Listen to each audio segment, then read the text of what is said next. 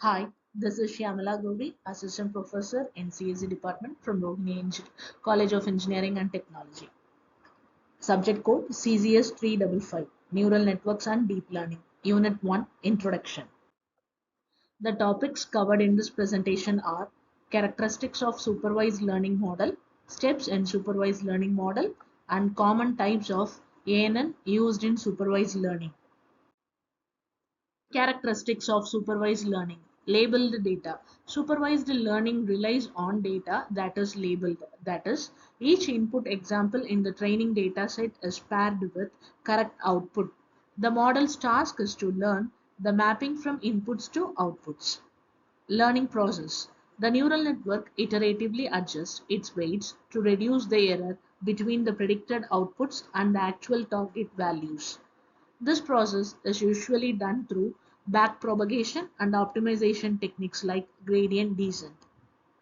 Goal to minimize a loss function which measures how far off the network's predictions are from true outputs.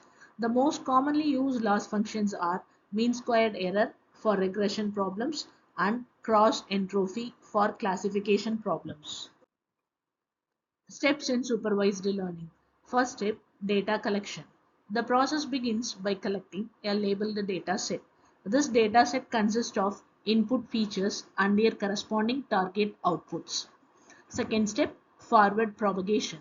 Each input data point is fed into the network, passing through the input layer, then through one or more hidden layers, and finally to the output layer.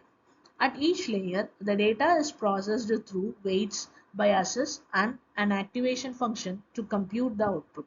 For example, in simple, fully connected feed-forward neural network, the input data is multiplied by weights, summed, and passed through an activation function like ReLU or sigmoid.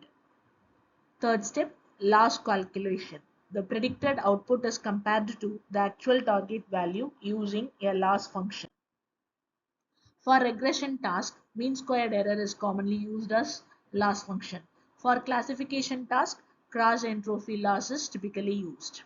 Fourth step, backpropagation. Once the loss is computed, backpropagation is used to adjust the weights in the network. Backpropagation is a technique where the error is propagated backward through the network and the weights are updated to minimize the error. The process uses the gradient of the loss function with respect to each weight to make small adjustments that reduce the loss. Fifth step, optimization. The process of updating weights using backpropagation is done using an optimization algorithm, the most common of which is gradient descent. In gradient descent, the weights are updated in the direction that reduces the error, that is the gradient of the loss function. Variants of gradient descent include stochastic gradient descent, mini-batch gradient descent, and ADAM, each with its own advantages depending on the task. Sixth step, iterative training. The neural network is trained over several epochs, where each epoch represents a full pass through the entire training data set. The weights are adjusted incrementally with each epoch, and the model progressively improves its accuracy in predicting the correct output. Seventh step, evaluation and prediction. After training, the network is tested using a test data set that was not seen during training. The model's performance on this test set indicates how well the model can generalize to new unseen data. Once the model performs well on both the training and test data, it can be used for making predictions on new input data. Common types of ANN used in supervised learning. Feed-forward neural networks. A basic neural network where data flows only in one direction from the input layer to the output layer. These are widely used for both classification and regression tasks. They are often composed of several hidden layers that enable the model to learn complex patterns in the data. Second one, convolutional neural networks. CNNs are specialized for image classification and object detection tasks.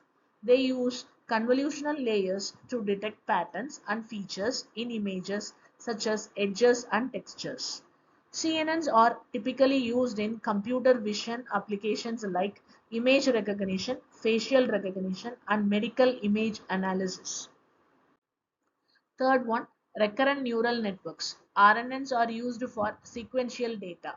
They can learn dependencies across time steps in a sequence and are typically used in NLP and time series forecasting.